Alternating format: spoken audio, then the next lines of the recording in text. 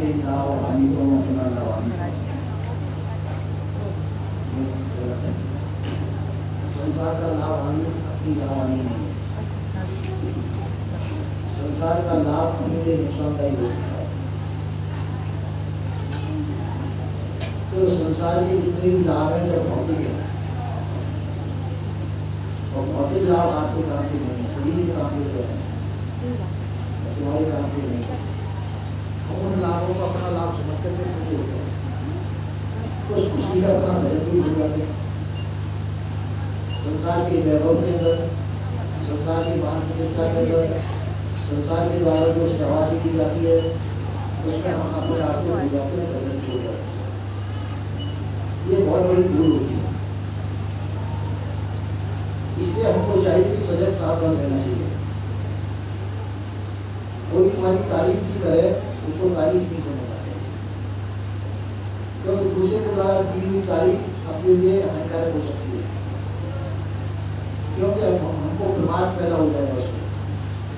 दूसरे का की हुई तारीफ में हम लापरवाही होंगे और भजन में लापरवाही होगी, उससे हमारा ह्रास होगा। तो हमको चाहिए कि किसी भी स्तुति और निंदा की तरफ ध्यान नहीं देना चाहिए। स्तुति और निंदा की तरफ ध्यान न देते हुए हमको अपने जो मार्ग और समाज में अपना ध्यान बनाए रखना चाहिए। अपना असली लाभ है अपने गंतव्य तक पहुंचना। आपका गंतव्य संसार नहीं है। संसार का कोई भी व्यवहार, कोई पदार्थ आपका गंतव्य नहीं है।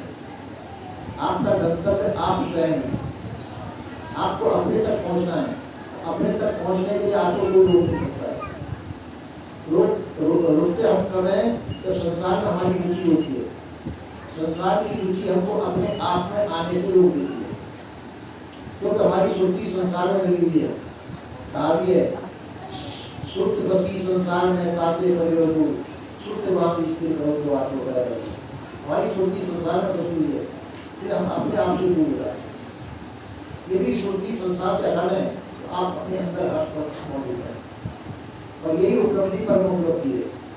तो उसको हम नहीं कर पाते, और संसार के वैभव के अंदर, संसार की रुचि में अपने आप को बता पाते, अपने आप को हम नहीं पाते। आप कह सकते क्यों नहीं पाते, कभी ना कभी तो पा जाते। यदि कभी पा जाते तो अभी बैठे हुए नहीं होते। हमने अपना लक्ष्य प्राप्त नहीं किया, भूलते चले आए। तो अपना लक्ष्य अति नजदीक है, अति निकट है। आप अपने आप से कभी दूर हो ही नहीं सकते, अपने आप को भूले हुए हैं। इन अपनी भूल को मिटा दें। भूल मिटेगी सत्संग के द्वारा।